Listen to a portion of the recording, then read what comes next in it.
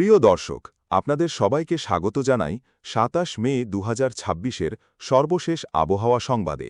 আগামী ২৪ থেকে ৪৮ ঘণ্টার আবহাওয়ার সমস্ত গুরুত্বপূর্ণ আপডেট নিয়ে আমরা হাজির হয়েছি।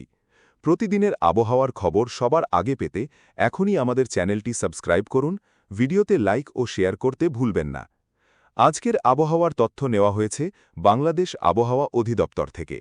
বর্তমানে বঙ্গোপসাগরে মৌসুমী বায়ুর প্রভাব ধীরে ধীরে বৃদ্ধি পাচ্ছে। এর ফলে দেশের বিভিন্ন অঞ্চলে দমকা হাওয়াসহ বৃষ্টি এবং বজ্রবৃষ্টির সম্ভাবনা বাড়ছে।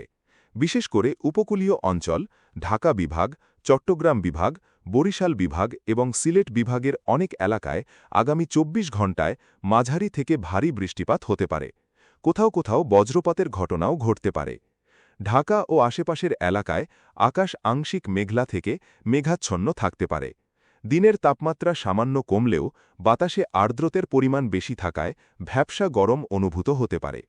খুলনা ও বরিশাল অঞ্চলে মাঝে মাঝে দমকা হাওয়াসহ বৃষ্টি দেখা যেতে পারে। চট্টগ্রাম ও কক্সবাজার উপকূলে সমুদ্র কিছুটা উত্তাল থাকতে পারে, তাই ছোট নৌযানগুলোকে সতর্কতার সঙ্গে চলাচলের পরামর্শ দেওয়া হচ্ছে। উত্তরাঞ্চলের রংপুর ও রাজশাহী বিভাগের কিছু এলাকায় বিক্ষিপ্তভাবে বজ্রসহ বৃষ্টি হতে পারে।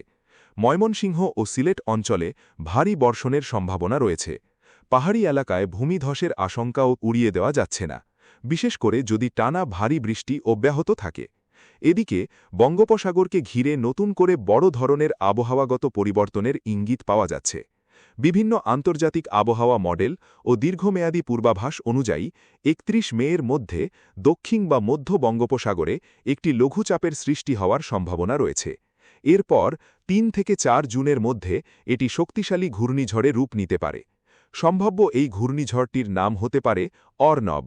তবে এখনও বিষয়টি আনুষ্ঠানিকভাবে নিশ্চিত নয় এবং পরিস্থিতি ক্রমাগত পর্যবেক্ষণে রাখা হচ্ছে। যদি সিস্টেমটি আরও শক্তিশালী হয় তাহলে এটি বাংলাদেশের উপকূলের দিকে অগ্রসর হতে পারে। প্রাথমিক সম্ভাব্য গতিপথ অনুযায়ী ঘূর্ণিঝড়টি প্রথমে বরিশাল উপকূল অতিক্রম করে পরে চট্টগ্রামের দিকে এবং তারপর সিলেট অঞ্চলের দিকে অগ্রসর হতে পারে। উপকূলীয় এলাকায় ঘণ্টায় ১০০ থেকে ১২০ কিলোমিটার বেগে দমকা বা ঝড়ো হাওয়া বইতে পারে।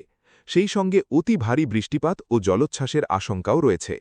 জেলেদের জন্য বিশেষ সতর্কতা জারি করা হতে পারে আগামী কয়েকদিনের মধ্যে। গভীর সাগরে অবস্থানরত মাছ ধরার ট্রলার ও নৌযানগুলোকে দ্রুত নিরাপদ আশ্রয়ে ফিরে আসার নির্দেশ দেওয়া হতে পারে যদি পরিস্থিতি আরও অনুকূলে যায় ঘূর্ণিঝড় সৃষ্টির জন্য। আমরা প্রতিদিন এই সম্ভাব্য ঘূর্ণিঝড় অর্ণবের সর্বশেষ আপডেট নিয়ে হাজির হব, তাই নিয়মিত আপডেট পেতে আমাদের চ্যানেলটি এখনই সাবস্ক্রাইব করুন। ভিডিওটি লাইক ও শেয়ার করে অন্যদেরও সতর্ক করুন। আজকের মতো এখানেই শেষ করছি। সবাই নিরাপদ থাকুন, আবহাওয়ার সর্বশেষ বুলেটিন অনুসরণ করুন। ধন্যবাদ।